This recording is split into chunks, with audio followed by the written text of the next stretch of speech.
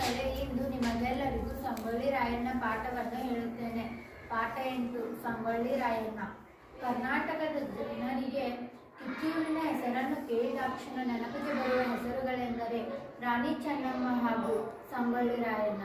ನಮಗೆಲ್ಲರಿಗೂ ಕಿತ್ತೂರನ್ನು ಊರಿನ ಹೆಸರು ಕೇಳಿದ ಕೂಡಲೇ ನೆನಪು ಬರುವಂದ್ರ ಸಂಗೊಳ್ಳಿ ರಾಯಣ್ಣ ಮತ್ತು ಕಿತ್ತೂರು ರಾಣಿ ಚೆನ್ನಮ್ಮ.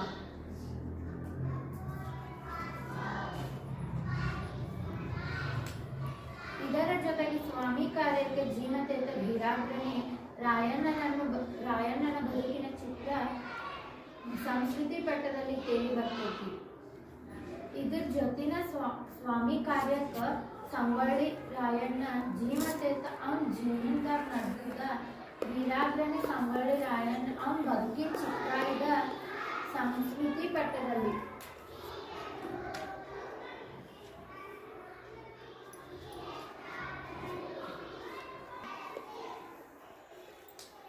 ಸಂಸ್ಕೃತಿ ಪಟ್ಟದಲ್ಲಿ ಅಂದ್ರ ನೆನಪಿನ ಒಂದು ಇದ್ರೊಳಗು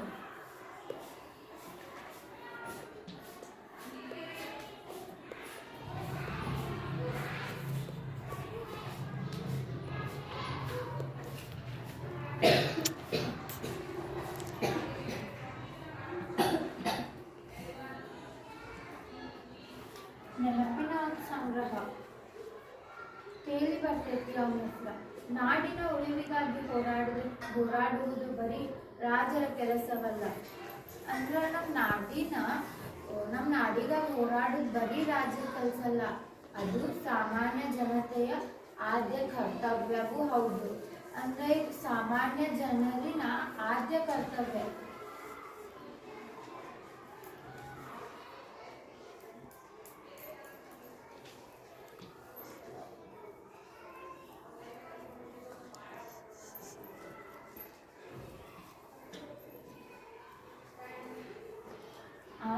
ಮೊದಲ ಕೆಲಸವೂ ಹೌದು, ಕರ್ತವ್ಯವೂ ಹೌದು, ಅಂದ್ರೆ ಕೆಲಸವೂ ಹೌದು ಎಂಬುದನ್ನು ತೋರಿಸಿಕೊಟ್ಟ ಕಲಿ ಸಂಗೊಳ್ಳಿ ರಾಯಣ್ಣ. ಅದನ್ನು ತೋರಿಸಿಕೊಟ್ಟಿದ್ದಕ್ಕಂತಹ ಕಲಿ ಸಂಗೊಳ್ಳಿ ರಾಯಣ್ಣ.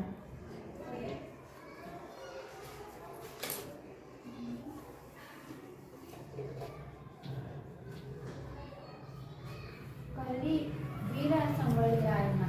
ಕಿತ್ತೂರಿನ ಸಂಸ್ಥಾನವು ಬ್ರಿಟಿಷರ ವಶವಾದ ನಂತರ ಸ್ವಾತಂತ್ರ್ಯ ಪ್ರಿಯರೆಲ್ಲ ಸಂಗೊಳ್ಳಿ ರಾಯಣ್ಣನ ಮುಚ್ಚಿನ ನಾಯಕತ್ವದಲ್ಲಿ ಜೊತೆ ಸೇರಿ ಹೋರಾಟ ನಡೆಸಿ ಅವರನ್ನು ಹೊಡೆದೋಡಿಸುವ ಸಾಹಸ ಮಾಡ್ತಾರೆ. ಅಂದ್ರೆ ಕಿತ್ತೂರಿನ ಸಂಸ್ಥಾನ ಒಂದು ಇದ್ರೊಳಗ ನಮ್ಮ ಕಿತ್ತೂರು ಸಂಸ್ಥಾನ ಬ್ರಿಟಿಷರ ಕೈಯಲ್ಲಿದ್ದಾಗ ಅದ್ರ ನಂತರ ನಾವು ಸ್ವತಂತ್ರ ಪ್ರಿಯರೆಲ್ಲರೂ ಕೂಡಿ ಸಂಗೊಳ್ಳಿ ರಾಯಣ್ಣನ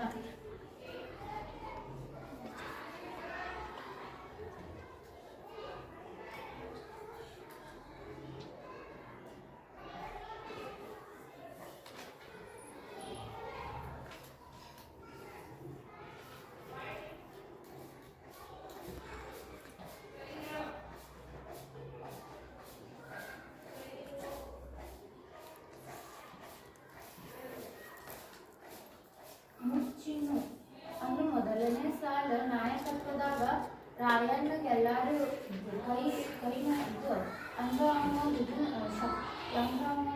ಧೈರ್ಯ ತುಂಬಿದವರು ಹೋರಾಟ ನಡೆಸಿ ಅವರನ್ನು ಹೊಡೆದೋಡಿಸುವ ಸಾಹಸ ಮಾಡ್ತಾರೆ.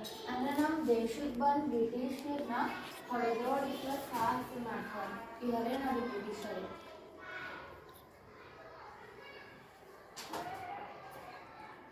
ಇದರಿಂದಾಗಿ ಸಂಗೊಳ್ಳಿ ರಾಯಣ್ಣನ ನೆನಪು ಇತಿಹಾಸದ ಪುಟಗಳಲ್ಲಿ ಉಳಿಯುವಂತಾಗಿದೆ.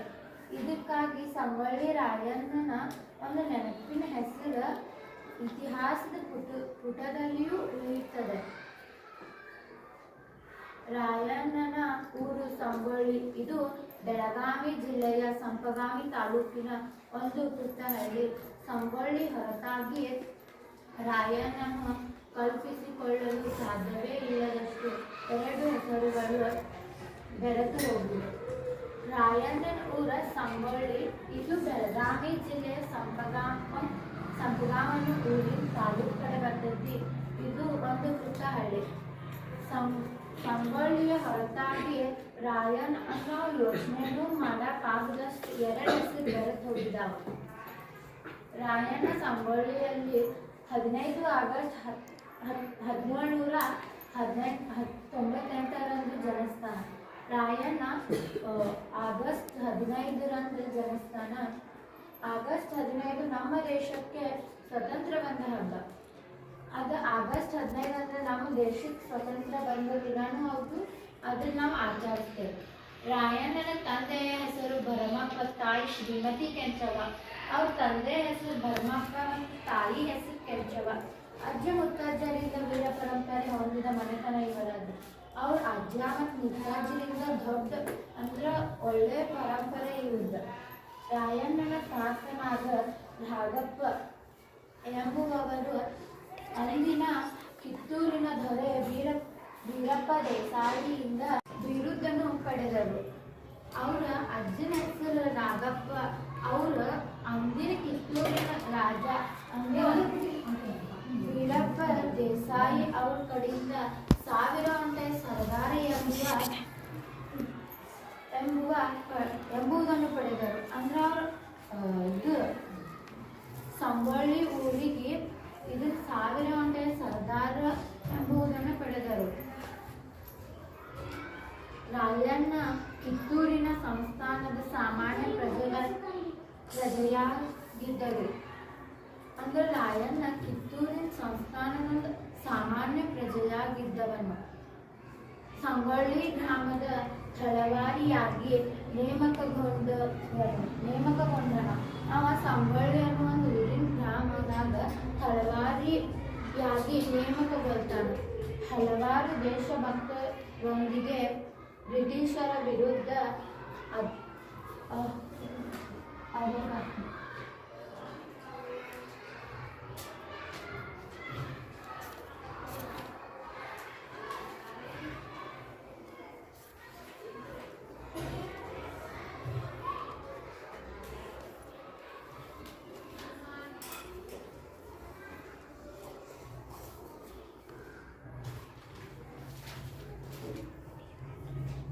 ಅಂದ್ರ ರಾಯಣ್ಣ ಒಂದು ಇಡೀ ರಾತ್ರಿ ಬ್ರಿಟಿಷರ ಜೋಡಿ ಯುದ್ಧ ಮಾಡ್ತಾನೆ. ಸಂಗೊಳ್ಳಿಯಲ್ಲಿ ರಾಯಣ್ಣನ ಸಾಹಸಗಳು ಹಲವಾರು. ನಾವು ಮಾಡಿದ ಕೆಲಸ ಸಾಹಸಗಳು ಹಲವಾರದವ. ಕಿತ್ತೂರಾಣಿ ಚೆನ್ನಮ್ಮನ ದತ್ತುಪುತ್ರನ ಹೆಸರೇ ಶಿವಲಿಂಗಪ್ಪ. ಕಿತ್ತೂರಾಣಿ ಚೆನ್ನಮ್ಮನ ಅಂದ್ರ ಆಕಿ ದತ್ತುಪುತ್ರನ ಹೆಸರು ಶಿವಲಿಂಗಪ್ಪ. ಕಿತ್ತೂರಿನ ಸಿಂಹಾಸನದಲ್ಲಿ ಕುಳ್ಳಿರಿಸಲು ಮಾಡಿದ ಸಾಹಸ ಅತ್ಯಂತ ದೊಡ್ಡದು.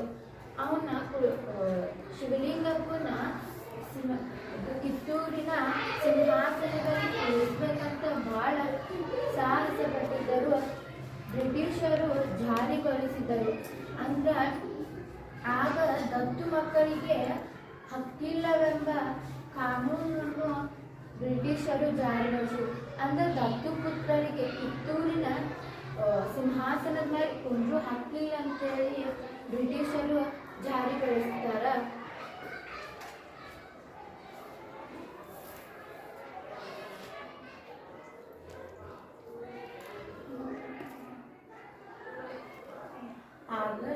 ಜನ್ಮದಿನ ಆಗಸ್ಟ್ 15 ಸ್ವಾತಂತ್ರ್ಯೋತ್ಸವ ಮತ್ತು ಮರಣೋದಿನ ಜನವರಿ 26 ಗಣರಾಜ್ಯೋತ್ಸವ ಗಳೆರಡೂ ನಮ್ಮ ರಾಷ್ಟ್ರೀಯ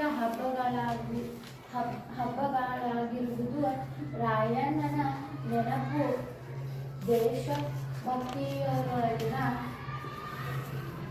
ಸ್ಮರಣೆಯಾಗಿದೆ. ಇದನ್ನು ಹೇಳಿ ನನ್ನ ಪಾಠ ಮುಗಿಸುತ್ತೇನೆ. ಧನ್ಯವಾದ.